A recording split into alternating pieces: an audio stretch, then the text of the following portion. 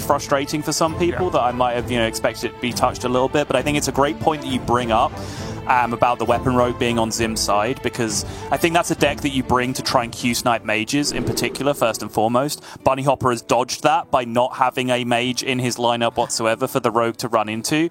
But I do think the Weapon Rogue is something that we're going to be talking about more and more as time goes on. I think in a series that we're going to be seeing later on today, I think the Weapon Rogue is a big factor. And I think perhaps as we go into Saturday and Sunday, the Weapon Rogues could be a big factor as well. But we are going to get into the series now. Bunny Hopper kicking things off with that Rogue, as we mentioned, Zim on the mage. It was Zim already with a very quick mulligan, which tells me, even if you weren't looking, there weren't any Incanter's Flow. Genius level deduction yet again, Raven. You love to see it. And what is Bunny Hopper looking for against Mage specifically? Because although Neophyte is good against Mage, is it something you need early on? I think it's strong. I think, generally you are looking for just the power cards like Mankrik, Efficient Octobot, Foxy Swindle, if you can get those in combination as well, and Kazakus, ideally. I think Kazakus is a little bit underkept looking at stats in a lot of positions. Cult Neophyte is there or thereabouts if you look at the Mulligan stats, but it's not like top 5. I believe it hangs around in like 6th or 7th, even against Mage specifically. So it's a decent card to look for, but I think there are other cards that you will look for that are pretty premium, right? Because I think unless you are blocking exactly Incanter's Flow on 2, which is great, it then becomes more effective to build a board first and then like block key Flame Strike or Mask turns later on in the game, right? Just to consolidate damage. Yeah, I like it. I like it as a plan. Looking here, though, Zim might be just on the brute force plan here with the double Apexis Blast and Phoenix. And again, just glancing over the deck list, Zim is playing Deck of Lunacy as well, so that may be a factor. I think that's something that will just never end until this deck stops being played. Or cards rotate out. Well, those are some big old Apexis Blasts multiple turns from now. It's a big old Raz multiple turns from now, actually. Bunny Hopper, not the best. It's probably going to have to be a dagger here. Unless he wants to go fishing with something with Secret Passage, but although I would say, adventurous uses of this card, I think it's a little bit too much to play it right now. Agreed. Yeah, there's some gambits that you can run here. Like if you wanted to go coin Secret Passage, 4 draws for Octobot, just to be able to play an Octobot, hope it survives. Discount your Jandis, but there's so many ifs involved in that sentence, right? Like, that means you hit it, that means your opponent doesn't have Devolving Missiles or Combustion on the other side. Like, there's so many things that have to go right with that to make it happen, so I don't really like it. Well, second Phoenix looks good to me. Not By the too, way, go on. I do want to recap, but I was curious. I almost feel like Zim was supposed to pass and float 1 mana on the previous turn, and then just play Phoenix for 1, Phoenix for 2 on this turn here that he's just played.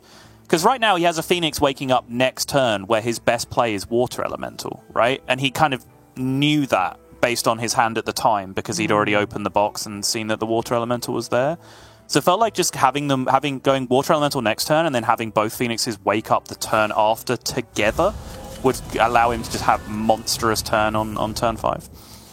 Oh, yeah, it's tricky because what if there was an Octo and you needed like a Brain Freeze to kill it with the spell damage? What if he just drew a Cram Set? What if he draws a Cram Session next turn? Right? Does he still play the Water Elemental? Maybe, maybe not. It's hard to want to delay it because of all the upside, but you are right in that because there is a turn 4 play, then he could have gone a little bit slower and had even just a strong Raz, honestly. Vanessa for an imprisoned Phoenix? Okay. Sure. I guess that's where we are. Yep.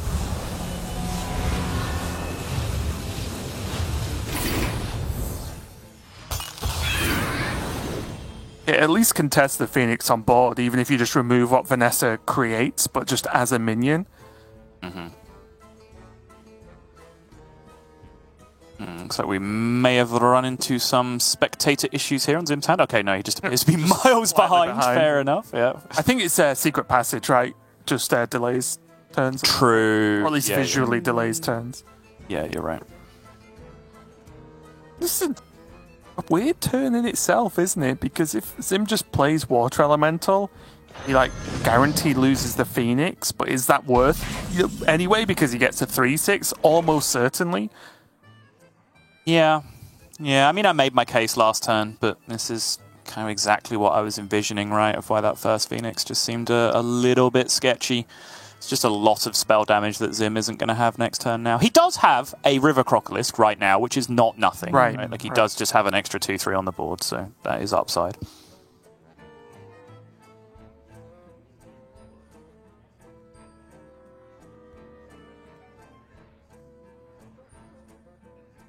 Value trade the Phoenix, poke it down with the dagger, shadow step the Vanessa, play your own Water Elemental. I was looking at that. It's the cutest play you can do this turn. If he just kills his opponent's Water Elemental. Probably better, isn't it? Yeah. It's less cute, though. Too soon. You shouldn't do the Water Ellie, right? Because going into turn 5 when the other Phoenix is going to proc and Apexis Blast just absolutely wrecks him. True. Yeah, no, that's a very good point. Onyapa are going to commit a reasonable amount of resources to kill this off, which is fine. So that's 2 Wicked Stab, but more importantly, has that coin Jandis for next turn. Also, Sol, because I know you'll love it, good positioning. Beautiful. How do you take notes from your practice partner? True mastery takes dedication. The Raz just bats those minions aside. It's like, position around this. Just absolutely deletes them. And it's doubly frustrating. Exactly, yeah. It's doubly frustrating for Bunny as you currently see him wringing his hands so hard he's liable to break his own wrists at this point. He wanted to occupy a little bit of board presence there and then hopefully just be able to coin Jandis on the following turn if Zim just had like a card draw turn or something, but obviously cannot do that into a persistent Raz on the board, so just really has no play again this turn unless he wants to go fishing with field contact or just give up really his primary win condition by using one or more of his Wicked Stabs as removal here. What if he does just double Wicked Stab? I mean, on what? The Raz, that's the scariest at this exact moment in time. It's so miserable though, right? Like, Well, I don't know. if he kills the Raz, it's more likely that his... Okay, he could do this. Yeah. That's really good, actually. Most importantly, like, if he doesn't kill the Raz, then does he just not play Jandis again next turn? Because even a 1 damage Raz is good versus Jandis, right? Yeah. No, I agree. If one were to die, the Jandis was the one, but I think the only viable play was to kill both that turn, which is what Bunny ended up doing, so absolutely agree with that. Problem now is that he has this Phoenix waking up. I think both players having a little bit of an issue with their Phoenix awakening timings. I think Zim had a little bit more agency over his. Oh, you can Tenwu it and try again. But that seems bad, Raven. Let's not do that. I didn't say he should. I said he could. Yeah, technically true. I wonder. Is there anything, like, very interesting here? Bunny Hopper could go for just Jandis into this 5/5, which is fine, but going into the mask turn is scary.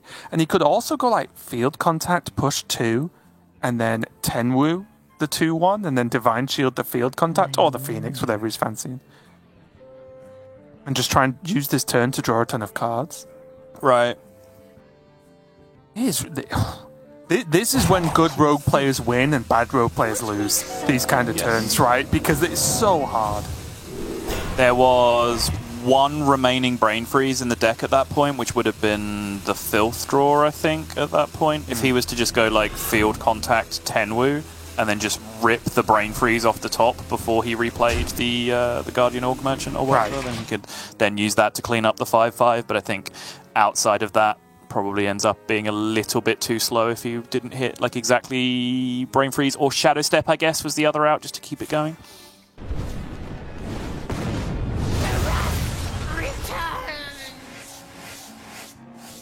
Strong response from Zim, though, of course, holding on to that mask because this is just better. Made sure he pings to make sure that there's no silliness with this devolve. Go 4-3-2 here. It's the Confection Cyclone. Well, one choice here, friend. Yep. If you're looking for silver linings for Bunny Hopper, because there is no flow involved right now for Zim, these Cult Neophytes are actually incredibly punishing if he can find his way to a Shadow Step here. Quiet. Muzzle their magic. That's not it. Probably has to be Tenwu Coin Neophyte again at this point. Yeah, just try and buy a turn. Maybe get hold of a Swindle in that selection of cards there. Yeah. Still have outs to find the Shadow Step. You do kind of shut off your Brain Freeze out to an extent by spending 2 here immediately instead of spending 1, but I think the upside outweighs it. Well, he He can seems still to agree. If he gets it, he could still coin it, right? Like, he could Yes, still yeah. coin a Brain Freeze if he gets it first time, so I think that's fine. Yeah, you could still coin the Brain Freeze, but then you have the discounted Cult Neophyte in your hand that is going to lose the discount going into the next turn, which, yeah, not the end of the world, but it's a factor.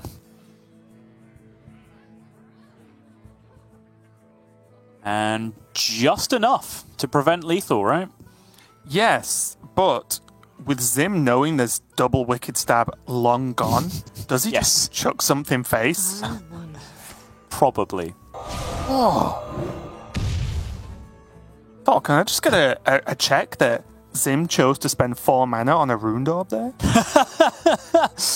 No, that is certainly what he did. I think I would have Apexis plus face, take the additional minion, 5 to the face, push 10, then Bunny Hopper has to kill him, or you just win. I'm more concerned. Okay, so I'm not against the idea of Rune Orb 1 minion that turn, right? Oh! Oh! What do you mean? Kargath Prime off the top! Why is Bunny Hopper even thinking about this turn? Okay, all right. Back to the due diligence of talking about things that matter if you're planning. The idea of just Rune Orbing 1 minion, I think, was okay because he had Apexis Blast plus Fireball guaranteed next turn, right? So he goes face for 5. He just makes sure he doesn't die, and then he just has Apexis Blast Fireball to follow up and end the game. However, the priority target there, I think, to kill was the Cult Neophyte, because if Shadow Step was drawn, if Secret Passage into Shadow Step was drawn, then the Cult Neophyte is picked up and replayed. You don't have lethal again next turn, and you can actually lose from that point. So it was only the fact that he shot the field contact and like replayed the Brain Freeze, picked up the Brain Freeze off the Rune Orb that he was able to get out of that. You could argue that the field contact then lets him draw the other Cult Neophyte, so it gets really weird. But anyway, forget all that because none of it freaking matters because Bunny Hopper randomly generated Rustwicks from his Jandis, which then randomly out of all the primes chose to put the one that gains him 10 armor in his deck, which was then randomly drawn on turn 8 to gain 10 armor. What to do? Okay, he's going to kill it with a Apexis Blast.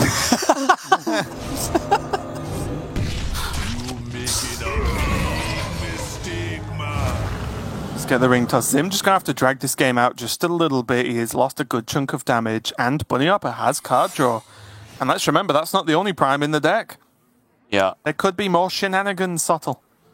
There could be many, many more shenanigans indeed. And now that Bunny has that 10 armor, he kind of has the time to activate those shenanigans, right? Too quiet. Mirror Entity was the first one chosen. I don't know if he took Ice Barrier or Oasis Ally off the first one. Having taken Mirror Entity second. I took Oasis, okay. That's an upgrade. He's going to make this board a lot tougher to clear up here. Zakas comes a little bit too late.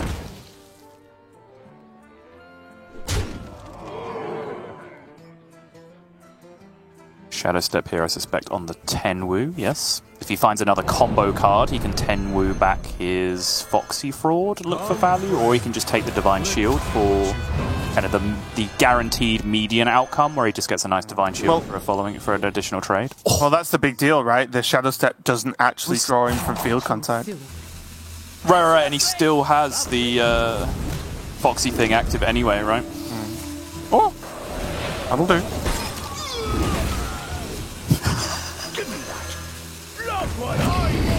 It's just so dumb, just watching a Karma come out of his deck, just like, hi. Now this is a problem. Okay.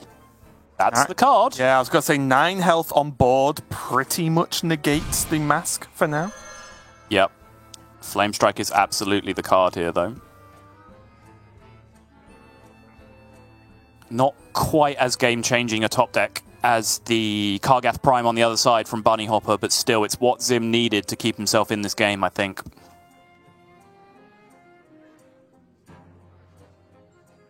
Bunny has such great refill on the next turn as well, though.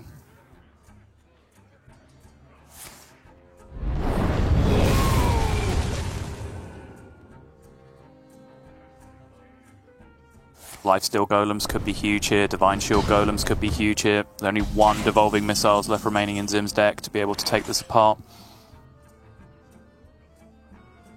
Weirdly, that Flame Strike is actually the only thing that really interacts with a Karma Prime outside of Devolving Missiles as well, which kind of makes that a vaguely appealing option, but I think you're going to open the Golem box here first, unless you're going to go for Secret Passage to go digging. Yeah, what is... I mean, that's the thing, like, what is even Bunny Hopper digging for at this point? Is it really just the Alex? It's the Alex. I mean, the Alex is a big deal, right? In terms of, I think, just even being able to gain 8 himself would be massive in that position. Obviously, those 2 Wicked Stabs are not there. They were both used in the early game for Bunny Hopper. See anything. Just imagine that every time you see those. But yeah, I think Mankrik could be huge here as well, just to be able to get rolling on that. It actually looks like he's going to turn down the Golem in order to go for the Secret Passage. Does not have much time to play with there, and oh my goodness, if he'd have ripped it at the start of the turn, what a minion he would have picked up, Raven. Yep.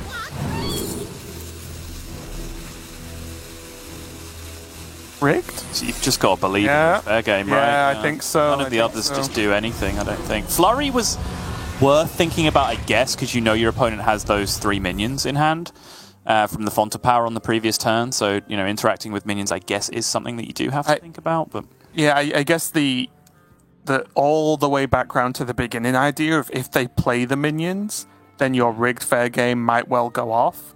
Like, are they going to play all them? Are they going to play a fearful level of minions and like ping you in the face this turn? Maybe, but I do like the rigged here.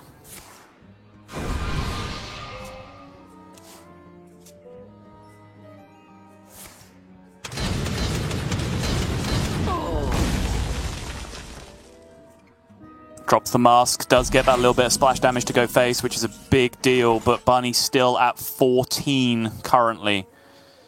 Zim does not have the ability to juice up Mizaki and drop those fireballs in the same turn, so Bunny is vaguely outside of lethal range right now, but I think he's going to want to dig very, very fast through the deck. Like, we know exactly what his deck is now, right? We've seen 1 Kargath Prime, the Akama Prime is in hand, we know the 3rd one is Reliquary Prime. Right. We saw it off the Secret Passage, so it's in there. So his 6 remaining cards are 1 Thief, Cult Neophyte, Efficient Octobot, Mankrik, Alexstrasza, Reliquary Prime. Reliquary Prime and Alexstrasza are crucial, like so important for being able to get out of this game alive at this point, because I don't think he's setting up an offensive win condition for himself anytime soon. That Golem in hand is just rush, give minions +2/+2, so I don't think that's super likely to set anything up anytime soon, so I think he just needs to keep digging for the defensive options. Yeah, didn't look great. 2nd Octobot, bit of a low roll right now. Does he just play a Karma? I think he needs health on board to protect against 2nd Mask, I would imagine. But also as well, because he's 1 off double fireball ping, this, with the greater Golem, gets him there, right? Counter lethal? He's 1 off if you assume Kazakus dies, right? 7 plus 4 plus 1, 12, yeah, for the Kazakus dice. If he top decks Alex Straza, he's back in business, though. That's true. Wonder. Oh, this one's come down to the wire. Bunny was out of it, and then that Kargath Prime just absolutely changed anything. And also anything? Everything, in fact. It changed anything. Hit one thing, anything, and Yeah, it changed change that it. thing. What to Yeah. do? This Akama's pretty sick as well, isn't it? Because, yes, we can see Devolving, but Devolving has to hit it and not give something big in itself, because Akama's, what, 6 cost? So, like, Yes. Zim has to clear this board if he can, then Devolve. Time runs I out feel on me. at least confident. Yeah, to the point where he's even considering brain freezing the 3-1, so he just spends 1 mana on doing that instead of 2, which is a very big deal. Oh, the rope, Zim. Things need to be done this turn. Oh, God, this is so indecisive at the end of the turn here now. Has to wait for these animations to finish before he can target the eventual minion, but I think he'll be able to get there. Poisons! Nitro Boost Poison can still add damage here. And now Rigged Fair Game! There's the Alex! I'm almost out of cards. Still at 14 as well, so it- entitled to believe that if he lived last turn, he can live this turn as well. It might just be a Reliquary Prime turn, Raven. It just wasn't a good turn from Zim, was it? He had the mana left over. There was no reason for him like to not Runed Orb Face. Runed Orb for Face, example. yep. There's just no reason. It's not like there was, oh, he could have held it for this. Like, nope. That was a Runed Orb Face, and that could have even changed his plan, right? Like, he could have discovered an ice barrier, and then what does that do to the turn, and so on. So, a rough one there for Zim. Mask? Mask for counter-lethal has to be, right? Surely. And then is this the Reliquary Prime turn? He's played Neophyte this turn as well, right? Like, there's still been no flow played. So if he survived last turn and he took 0 damage that turn, doesn't he just survive again? Okay. Well, he doesn't. He does. Oh, sorry, the called Neophyte. The Neophyte, yeah, I thought it was already down. I'm a fool. He does. But once again, Bunny is just literally a better player than me. Like, I'm talking nonsense. Yeah. Like, if you're going to survive this turn, why would you play Reliquary Prime? Just win the game next Yes, turn instead, yeah. guaranteed with And- the Alex and- Straza and by playing the so- Mask. If he'd Runed Orb Face last I turn. wonder. Yep. You win. Beautiful. Oh, It's painful to see, but at the end of the day, if you miss it down to the rope, then there's only really one person to look at there. Bunny Hopper takes game number 1. And that was a close one for a long time in that game. That looked closer than I thought it was really going to be. And I think closer than it often happens in the matchup in general.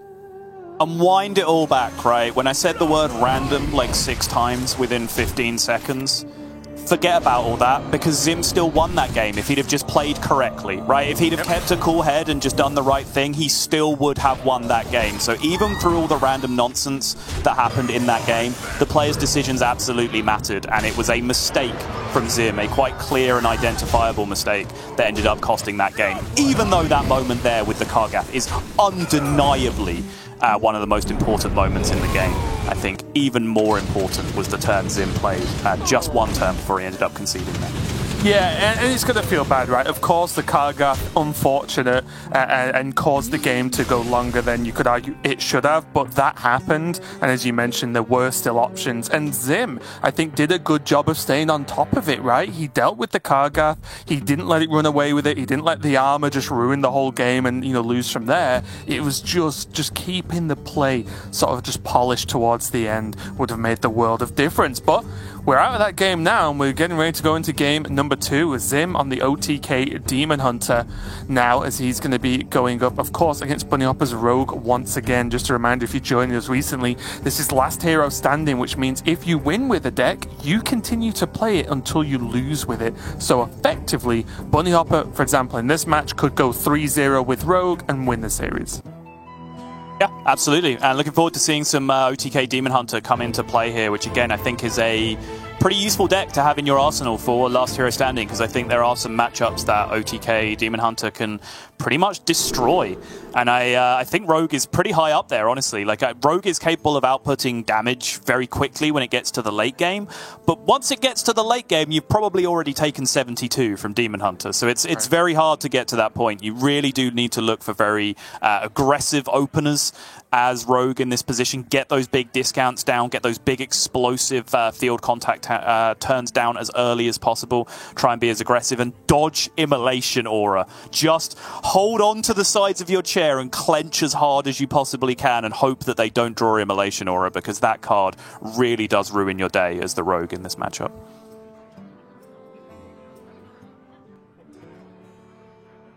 Bunnyhopper, as usual, taking his time. And again, just to reiterate, this is close to a must-win match for both of these players. It's not strictly true. They don't just, you know, if the one player loses this match, they're not just out of Grandmasters, of course.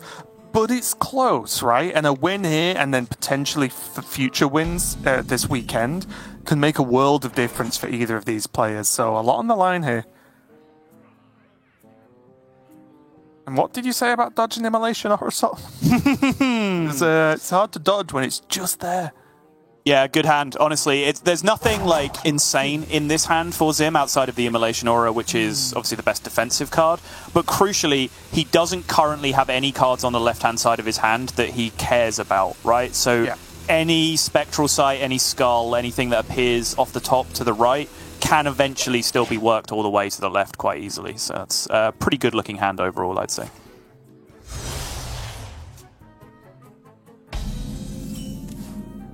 That's the one. Very straightforward now to get that Skull over to the left-hand side for turn 5, potentially.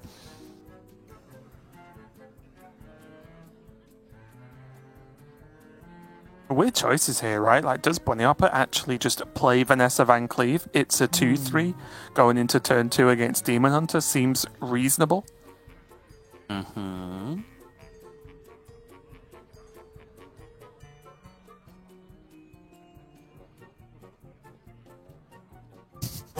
Too soon. There's not a lot that you really want to do with it in this matchup. You can quite often...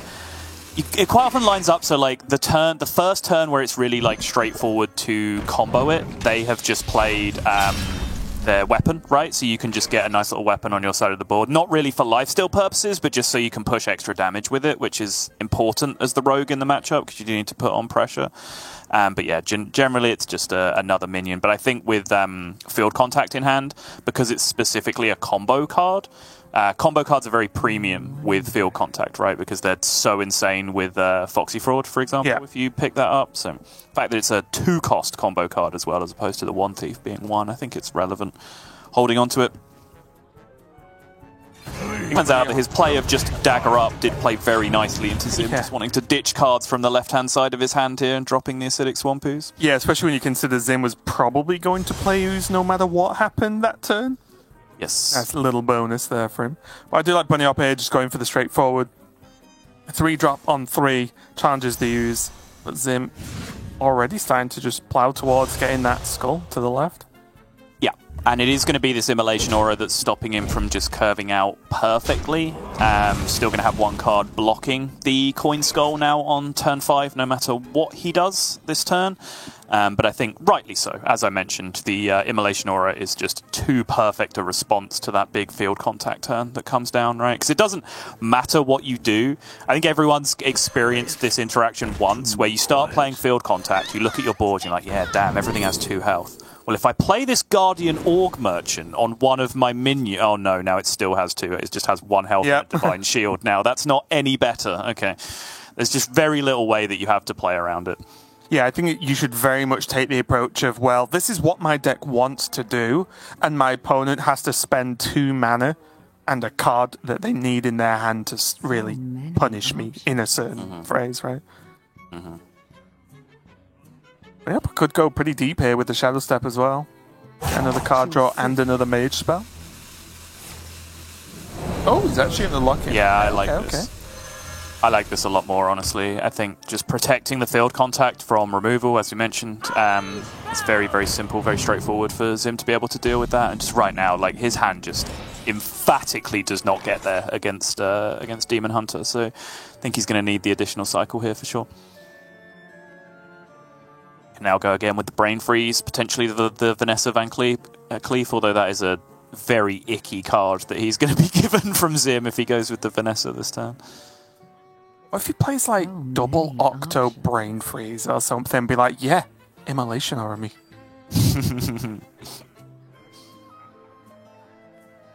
And then Zim in response goes Moog, Immolation Aura. I'd be like, yeah, okay, I still think I won that. Yep. That seems like a reasonable exchange, all things considered.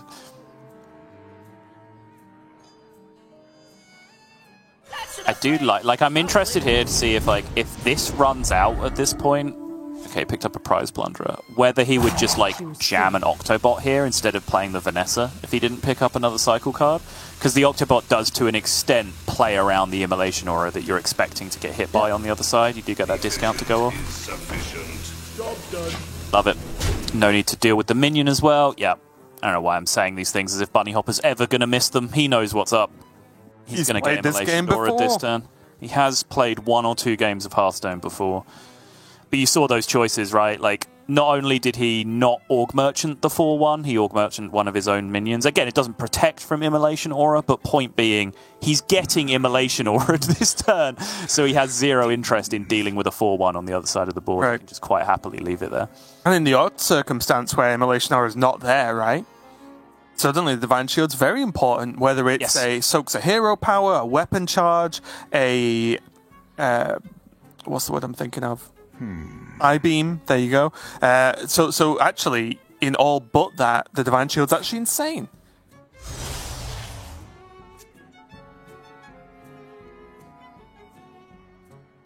Blood Mage, Moog, Coin, Immolation Aura. Are you that desperate to deny an Octobot proc, Zim?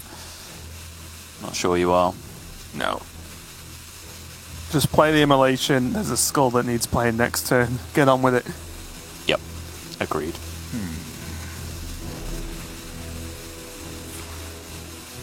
Initiating overdrive.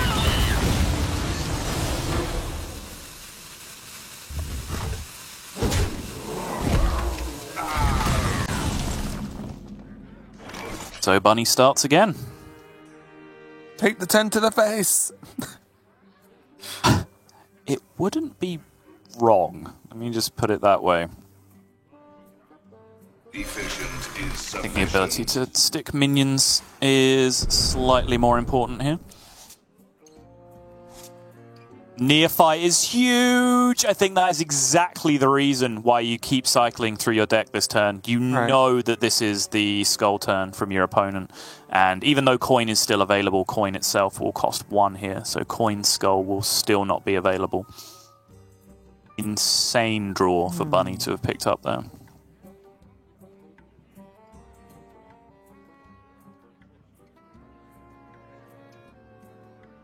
A little bit annoying for this Vanessa. I think playing it with this Neophyte would be good, except he gets a Immolation Aura, which is a bit frustrating. What are you going to do? Wait until your opponent plays Skull so you can then get a Skull? No, come on, you're dead at that point. Just have a 2-3 in play. Stop getting fancy with it. Wow, okay, Bunny. Bunny not going to play the minion. Myself and the Doctor disagree.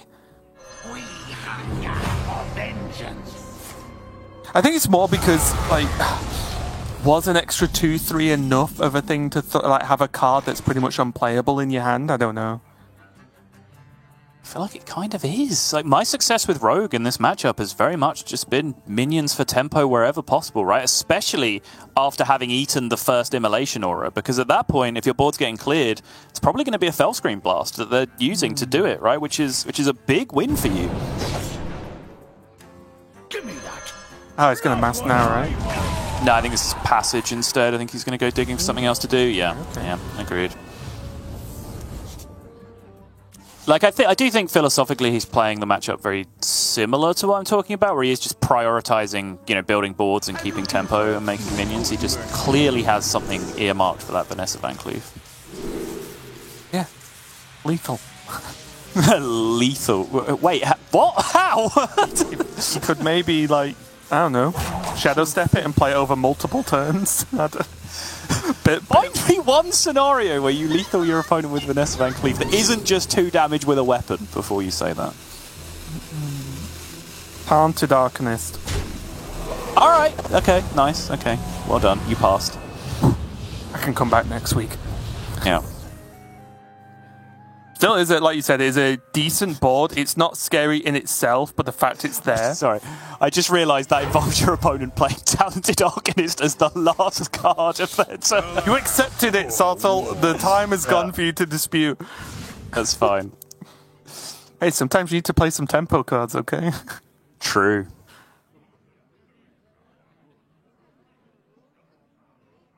Or maybe the rope burns and you couldn't finish the turn.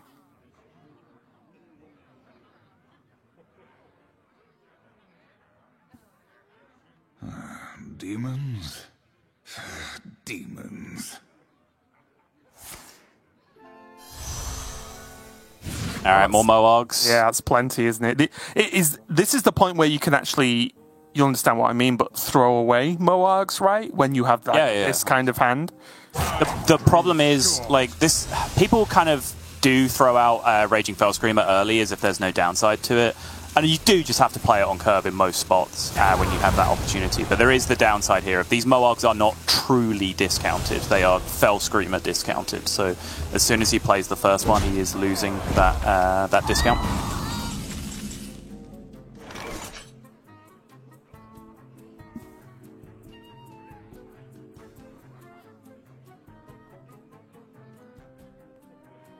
But he is certainly, right now, a Il'gynoth away from a good time. Yeah. Plenty of damage in hand as it stands. And so does Bunny Hopper, but he needs to start spending these masks. Mm-hmm. Agreed. I think the time has come. Wait, was there an Arcanist played last time? No, okay. Checking if Van Cleef was relevant. He ended on I-Beam, right, I believe, on the previous time. It's going to push. They've actually been doing a decent job of, maybe it's just the nature of how you play the game with draw first, but there's been multiple times where, like, Chaos Strike into just removal that was always going to happen was played, but obviously Chaos Strike got played beforehand. Oh, this hand sucks. Okay, so left hand Moarg followed by Spectral Sight.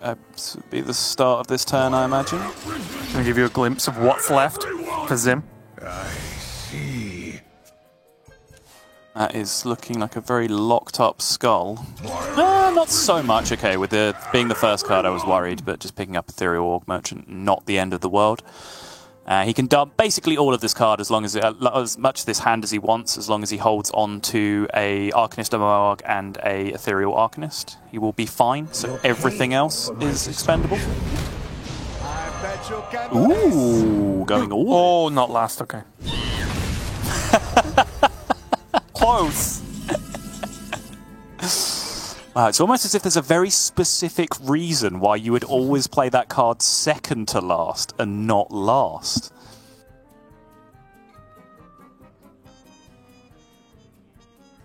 I mean, this mask still pushes a ton of damage. That is true.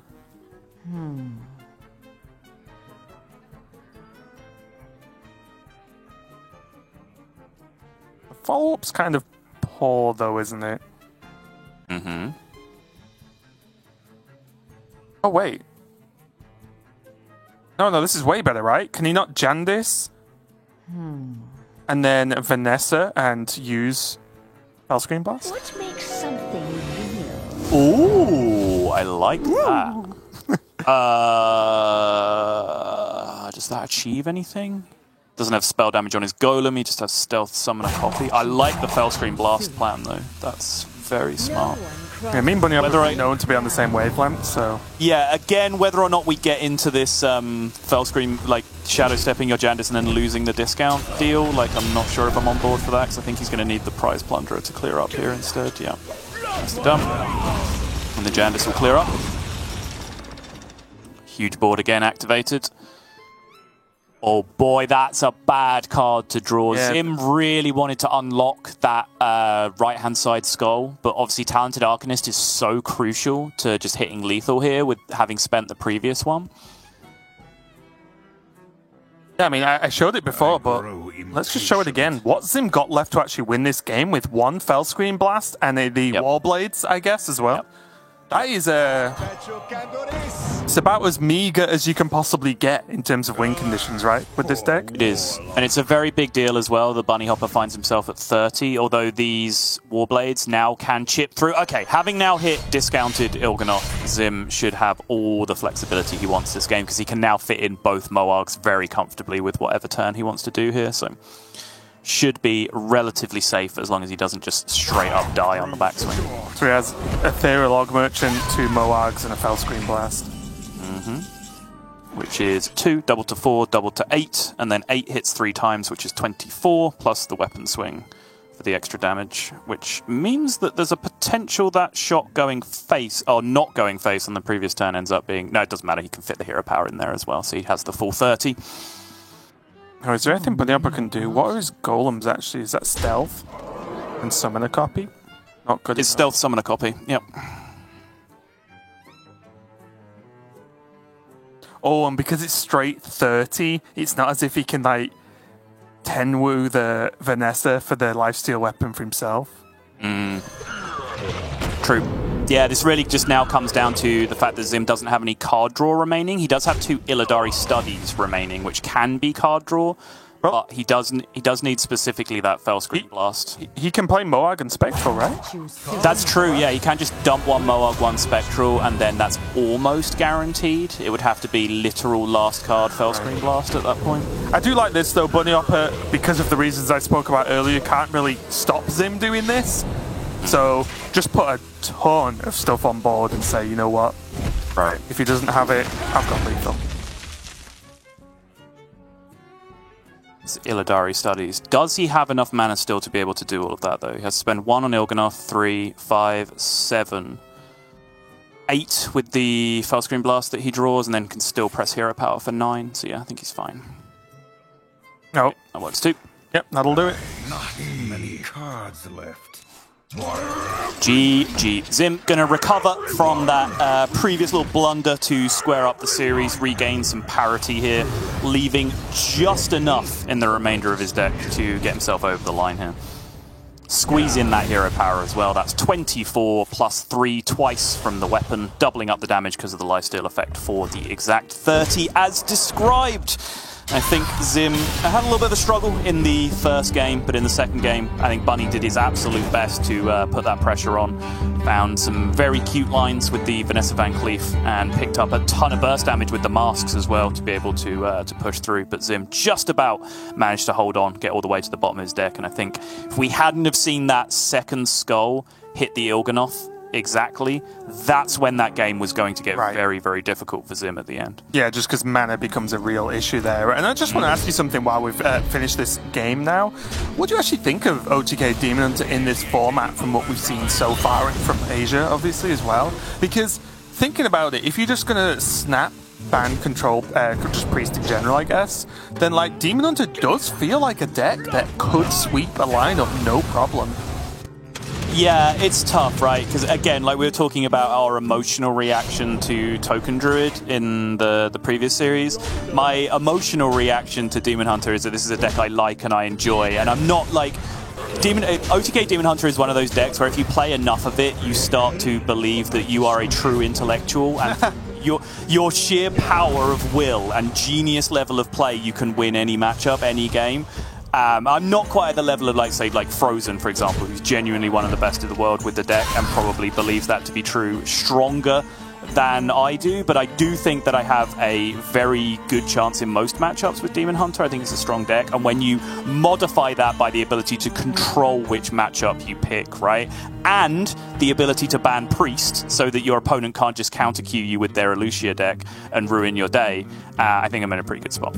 Yeah, it's interesting, isn't it? Because I also just think that not many players have gone into this week going, right, what's my counter deck for Demon Hunter? You know what I mean? I don't know why I think that. I just feel like that nothing really stuck out, right, as a counter, because one, there isn't really a hard counter for it outside of Elucia, I guess, anyway.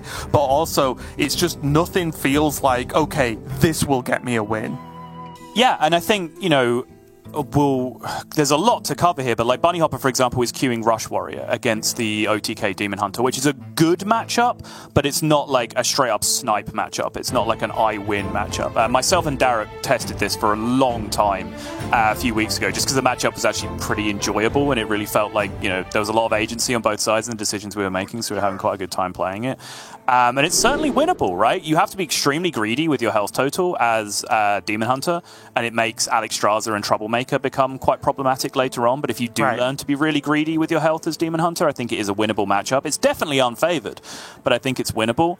But I think just in terms of Last Hero Standing, there's really interesting things going on in some of these lineups in terms of people preparing for the Qs and counter Qs. Because, for example, there's a field in APAC, I think the Japanese practice group has brought Control Warrior with Bulwark of Azzinoth as a potential counter to OTK Demon Hunter, which would usually work with incredible efficiency. But then those players also have Demon Hunter, some of them themselves, have an Acidic Swampoos in their deck because they're expecting the same thing to happen. And several of the other players in APAC also have Acidic Swampoos in their OTK Demon Hunter. So they're predicting the idea that Bulwark of Azzinoth will be a card that someone can just include in Warrior to Q snipe their Demon Hunter, and building their Demon Hunter to preemptively play around that Q snipe, which is the level of deck building that just makes me love Last Hero Standing. Like, that's so cool. People are thinking about stuff on such a deep level, just because of the way the format lends to things. There's also a note there for Zim, because Zim is bringing that Weapon Rogue in his lineup, and he's running an Acidic Swampoos in Weapon Rogue, which also has a problem with Bulwark of Azzinoth in the matchup. Yeah. So yeah, it's pretty cool, pretty interesting. Just like this opening hand from Zim, as he just has Skull, Skull, left, left. Seems pretty solid to me, Subtle.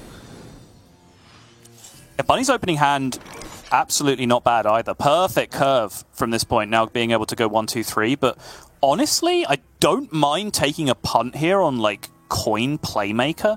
I think, you know, again, in our experience in the matchup, like, taking risks and just putting, like, high attack, high payoff minions into play early quite often pays off quite nicely. There's a lot of answers to Playmaker on exactly 3 mana. There's I-Beam, which can be cast from the middle of the hand for 3 on this turn, of course. And there's also Chaos Strike Hero Power, which does the job as well.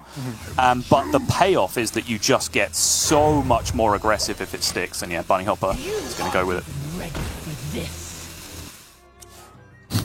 And before the card's even drawn, Chaos Strike Hero Power, of course. Yeah. And yeah, exactly the correct reaction from Bunny Hopper. Just a little shake of the head, like, yep, all right, they had it, but I think, you know, I can be secure that I made the correct play there. Yep, definitely worth a try, especially in that kind of unfavored matchup. He's going to get this Fiery War X out now. Good draw. It allows a plan to be formulated now because Bunny has some semi-reliable burst damage in the later stages of the game. And how do you feel about Warmold Challenger here? Because although generally you just be like, yeah, play it, it's a minion, whatever. Against Demon Hunter, they do sometimes play just random minions they drop out now and again. You know, some of the spell damage minions they want to get out of their hand and so on.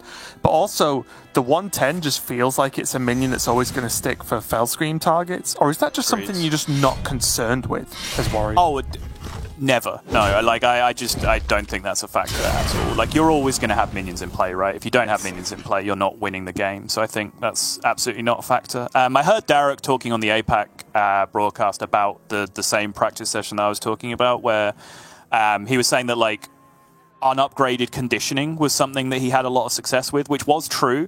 But I find that particularly to be true when it hits Warmaul Challenger.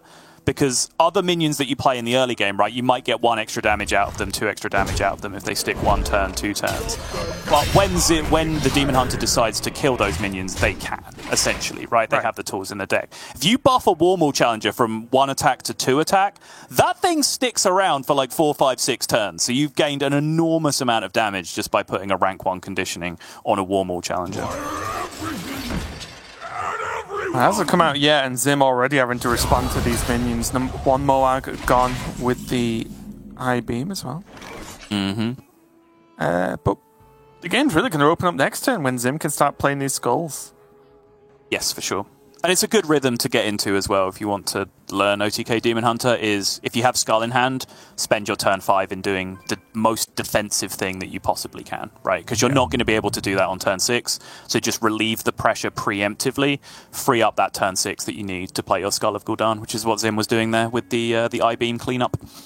Yeah, and a weird turn from Bunny as well. Like, even though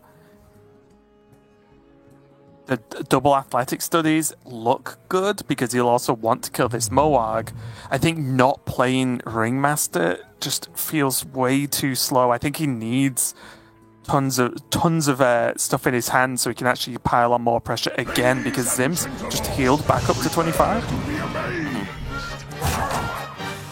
I just feel bad though, because like I said, he just leaves a Moarg on board. Alas, poor warlock. You have a wince from Bunny Hopper as he sees the old skull. Oh, filthy ooze. Filthy, filthy ooze.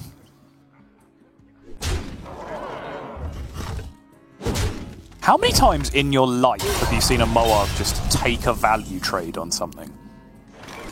I play a lot of Hunter, so more than most, I imagine, but not often. I see. Okay. Fair. If you're going to out yourself as a face Hunter player, then yeah, sure. Look, after years of Hunter, just nothing hurts me anymore.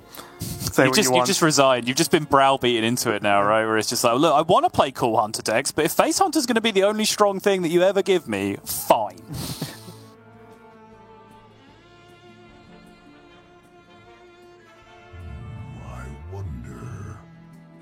Oh, interesting. I was actually looking at the Frenzy Drawer card, Ogre.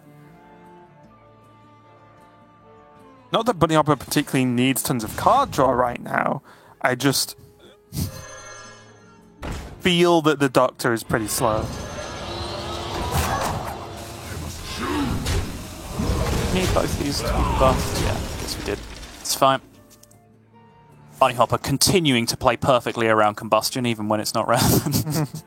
It's actually kind of relevant the other way, right? Because of, actually exactly this. Discover into the attack left and right thing. Oh, yeah, sure. It's actually the worst positioning against that.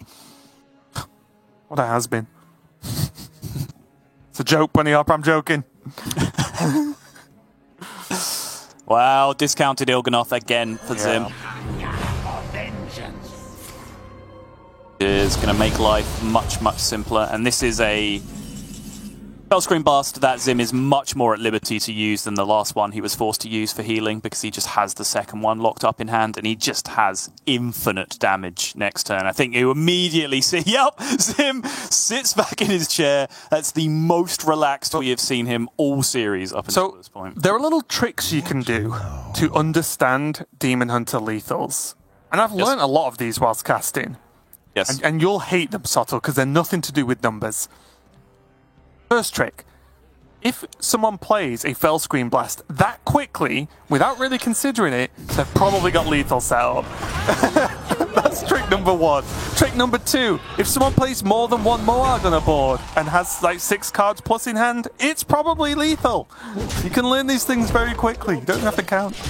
You want to know the actual trick, right? As Zim is going to take down game number 3 here with the Il'gynoth, picks up an I-Beam as well for good measure if he needs it. There's a simple trick, right? If the combination of lethal cards in the Demon Hunter's hand looks fair, it's 24 damage. If it looks unfair, just call it lethal and don't count. That's literally all you need to do. I was getting worried for a second there, Subtle, where your trick was getting too long-winded for me.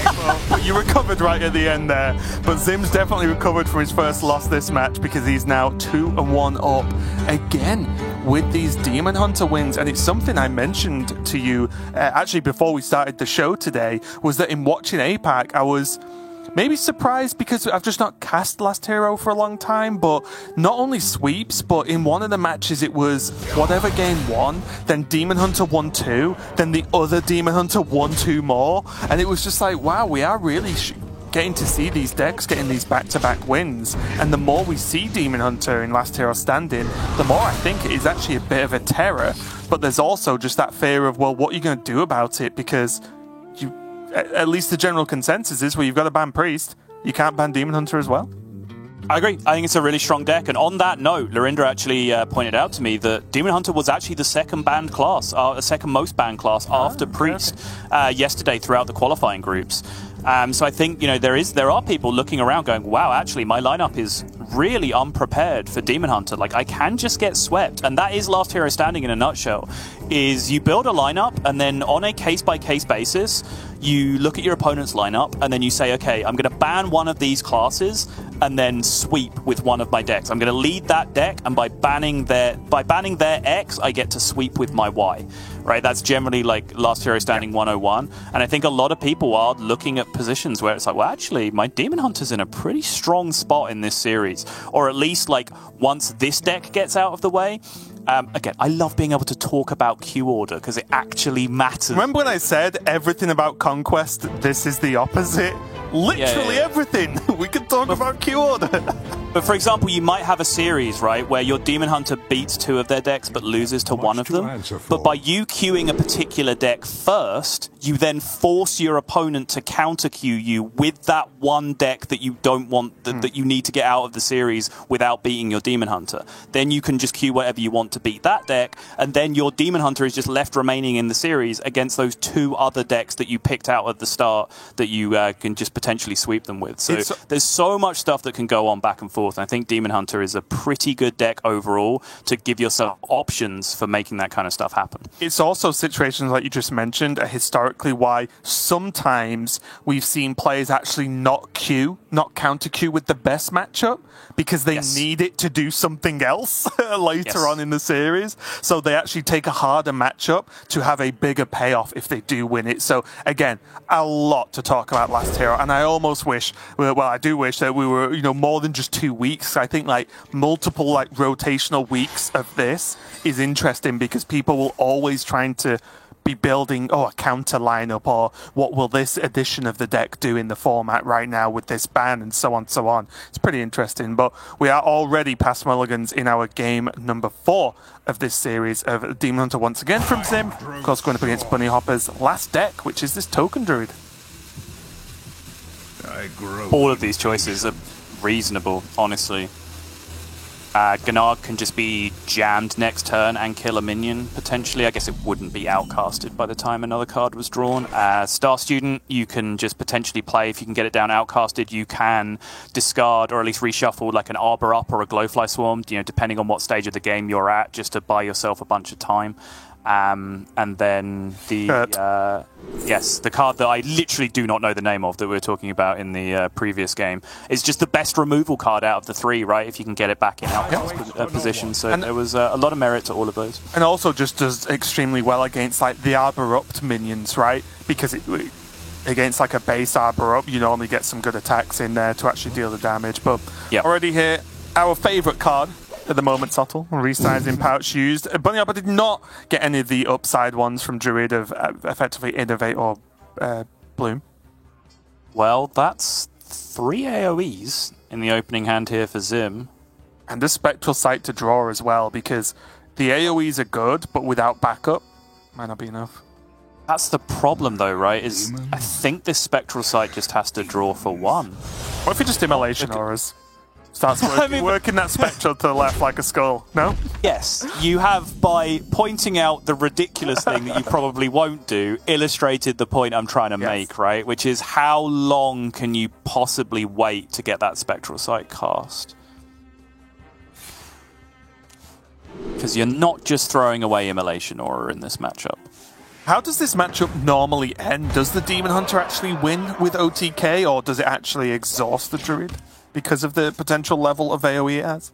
No, generally you do still have to OTK them in my experience. There's niche scenarios where you get enough big Moargs that you can just stick a board and win that way, and then if you take minions specifically from your Outcast Discovers, for example. I think we literally saw it in APAC. I think Tom did that exact thing, right, where he just played for minions with his Discovers and just got control of the board, which can happen. But yeah, generally I think you do still have to activate the OTK at some point to get over the line. The Face Hunter win condition of where you just beat them up with Moargs eventually is rare at best, I would say. Yeah, tough choices from Zim again, because yes, he could just, again, say, I need to Spectral, get it played, move on. Or he could just actually play Star Student and say, well, who cares about the Outcast? Just get the first minion on the board. And I'm a little bit surprised that he actually just went for Hero Power. Zim's got a different way of approaching this one. Oh, baby. This one is going to accelerate quickly from this point, Raven. Yeah, how sick is Death Gimp with Arbor up? It's like a whole extra minion for nothing. Insane.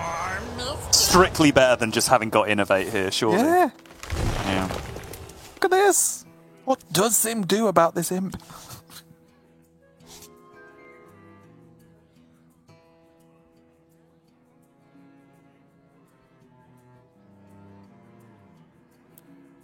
Kind of weird turn, right? You just calling nature studies here? So, yeah. No. Alright, cool. Yeah, sure. Adorable. Seems fine. It's even better with Arbor up. Oh, this hand. It looks good and bad at the same time, Subtle. Yeah, it's like the contents of the hand aren't the worst thing in the world. Like, there's some card draw, there's a good disruption card with Star Student, and there's Immolation Aura, which, much like the Rogue matchup, is just the best card in your deck. However, they're just all in the wrong place. They just all interfere with each other in horrible ways. I definitely agree with Zim having committed here. If he's going to stick to this line where Spectral Sight is going to draw 2 cards, which he clearly is, I'm not sure I agree with that from the kicking off point, but if he is going to stick with that, he absolutely had to Fellscream Blast that turn.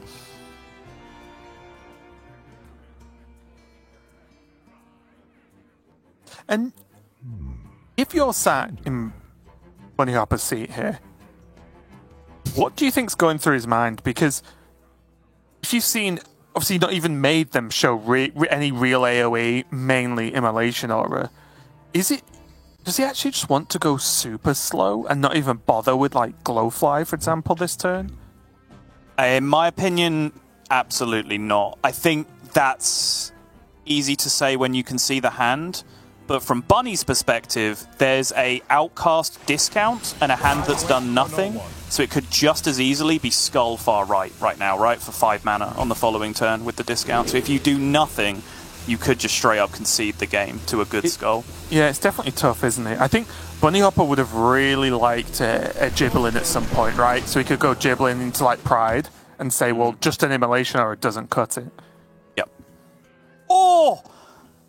Immediately, I mean, you just see it. Exactly what we were just talking about, right? Like, if Bunny had chosen to go slow there, he would have lost the game on the spot. Just Skull off the top, picked up some discounted cards. We'll see if that's true, depending on what these cards are. Yeah.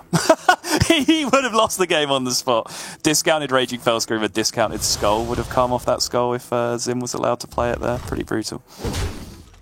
But as it stands, because he played the minions, Zim had to go for the Immolation Aura instead, and now that's caused these Skulls to get locked in the middle of Zim's hand instead. He has to work them over to the right-hand side. And if he does that, if he wants to get this Skull on the left-hand side of his hand, he's going to have to cast his second Fellscream Blast, which is a very big deal. Yeah, there are definitely problems on both sides of the board here, right? Because Bunny Hopper doesn't actually have a refill, and as soon as you've been AoE'd, you want the refill instantly, because it's as low a chance as your opponent's ever going to have at having another AoE, right?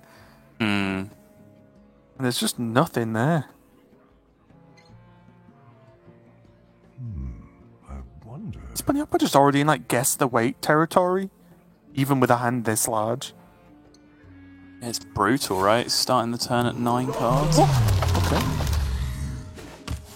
Alright. Just makes the minions. I like it. I mean, he does have Solar Pride, right? Yeah. Yeah, I think, honestly, the only real plan here I see from Zim is to play from the left-hand side of his hand and just try and win the game with I-beams. Ooh, and Bunny Hopper got away with that a little bit, didn't he? I guess so, yeah. I'm also trying to work out if, like, Solar Pride and then next turn Solar, like, Moon Touched Amulet is actually going to have some impact here. That's a ton of damage. Yeah, that's what I mean. Like, the game could just be a bit of a 1-2 punch. Mm-hmm. But Zim, I think, whiffed on every single choice there. Maybe the Lunar Eclipse was good because obviously there's a 4/3 minion on the board, but generally speaking, like, Bunny Hopper definitely got away with that. Grows short. Agreed. Gonna play the Arcanist last? No? Okay. I mean, I was wondering even whether it was just Fellscream Philosophy that turn and then just played Skull. get it gone, on the yeah, turn. yeah. But yeah, having drawn the Arcanist, obviously, the Fellscream Blast went up in value a lot that turn, so he can actually use that as a legitimate second AoE now a lot of the time. We know that's probably not the case because of Pride's Fury, but Zim, reasonable to expect that to happen, especially when he's just seen 3 cards from his opponent's hand and none of them were Pride's Fury. He could potentially resize in Pouch into another Arbor, right? Or another Blowfly? We'd have 4 remaining at this point. No, because he's just played Thingy, right? It's Nature Studies. Oh, this is Nature Studies. Yeah, Yes, yeah, you are yeah. correct. My fault. I'm just saying, like, the 5 cost is actually bit of a power spike in this deck. Mm-hmm. I guess if you're thinking about Glowfly's Runic For Carving, no one. it's close to the same card Yeah. on this board, obviously.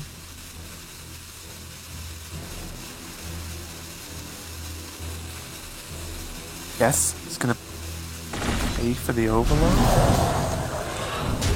Yeah. This I think he wants plays to sacrifice 8. so perfectly into what Zim's set up for, though. But did he overload and then not rush the minions? Wait. Yeah. What? Why? What? Did he I'm just, missing something? Did he just click the wrong one? Oh. Surely, right? That's an I-beam going down as well now, though. Like, Zim desperately fighting for board control, and it might now be one of those games from this point. He's just going to play the Philosophy, so that's a Moarg being deleted as well. So his OTK potential is just going right down the drain here. Did Bunny Hopper just look at his mana and go, wait a minute? Wait, why do I have 5 mana? Yeah. I'm not really sure what's happened. I genuinely think he might, and I could easily be wrong, but just clicked the one he thought was not Rush and then just didn't look. Yeah. I don't know.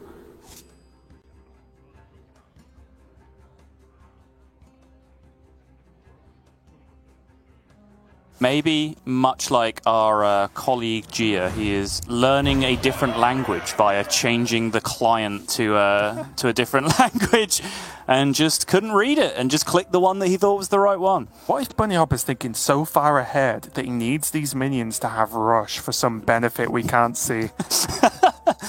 Oh, of course, he's just going to discover an ETC and then it's lethal. Yeah. Sometimes Just resizing. Yeah, I mean, genius. Oh, sorry, Bunny Hopper's next level again, obviously. Alright, more importantly, memes aside as to whatever on earth Bunny Hopper decided to do this game, Zim has to get creative for a win condition this game. Unless he hits discounted Il'gynoth, then all things become possible again. He hit discounted Il'gynoth because of course he did. Yeah, it's getting very, very close, isn't it? He is once again back in business because he does have 1 remaining I-beam with which to do magical things.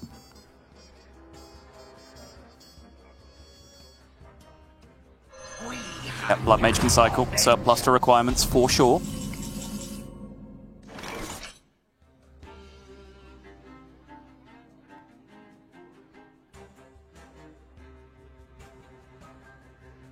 I mean, he has to do something, right? This turn he has to go wide.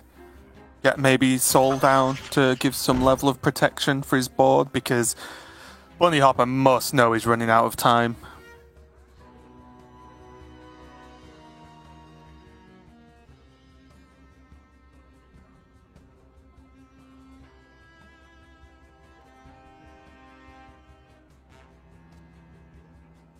Like Soul fine here.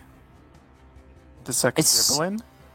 so interesting, right? Like, It probably wasn't need the second giblet, actually, sorry. This game has gone in such a weird direction because I think, you know, like, Bunny is going to be keeping track of this game, right? Despite the nonsense play, like, he will still be on top of what's going on here. So he'll know that all the damage is being used, right? Which makes me wonder whether Solar Moontouched is actually, like, a relevant thing to do in this position. Health-wise. Yeah, just because the armor just changes so much in terms of breakpoints, right?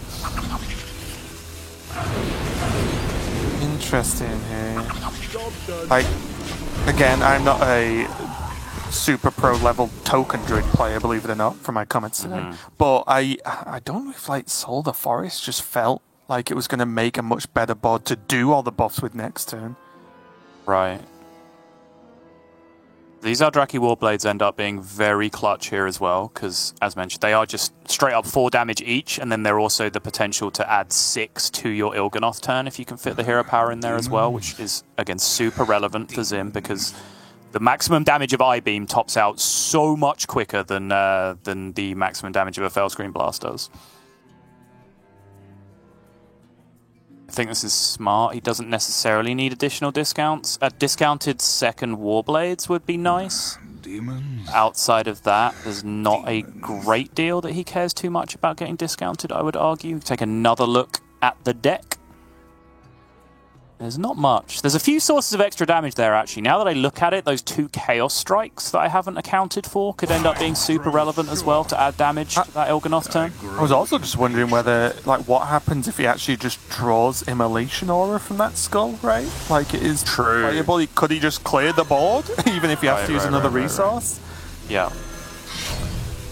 So yeah, having now drawn the I-Beam, like current damage, even with that Ethereal Orc Merchant that he's using this turn, so Orc Merchant would add 1 spell damage, so it's dealing 4, Arcanist would add 2, so it's dealing 6, and then Moarg just doubles it to 12, right? Like, it's nothing. It's just no damage. You really need to be stacking up those Fellscreen Blasts. So you need Philosophy, you need tons of Moargs, right, to really get yourself over the line, and because he's already used those Philosophies for very little value, I think he's in trouble here in terms of actually getting damage across the line without those Chaos Strikes to really stack up that extra lifesteal damage from the Warblades. And I think here, Prides with Solar is only 15.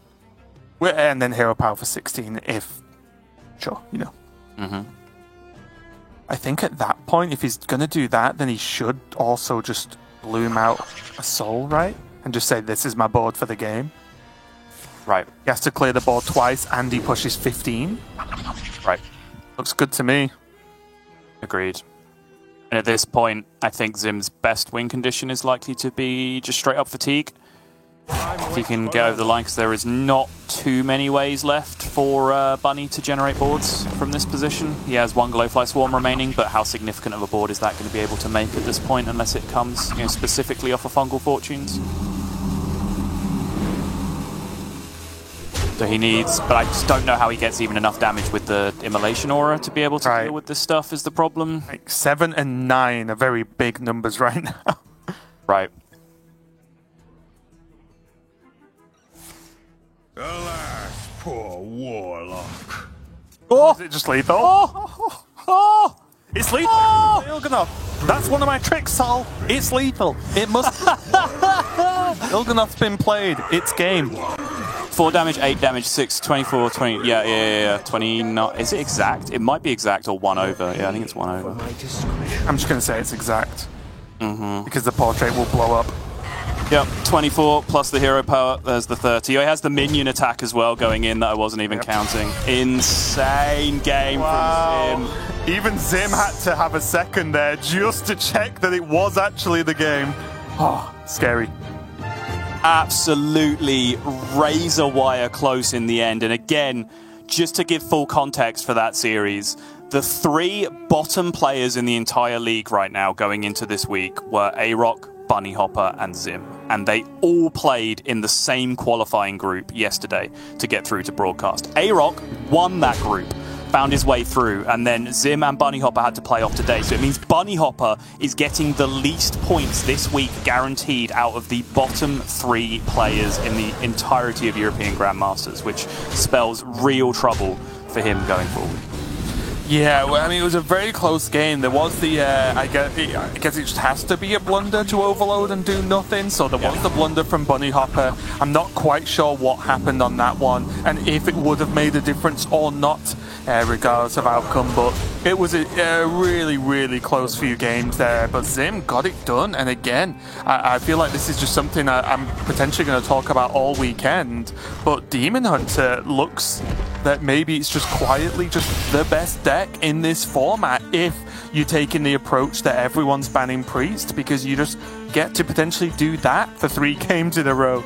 And the good thing is you can choose when to slot it in as well. It's not like you should or have to open Demon Hunter and say, oh, I have to sweep. It's like you can just wait, try something else, and then decide if Demon Hunter's at least going to have that first good game. Yeah, and I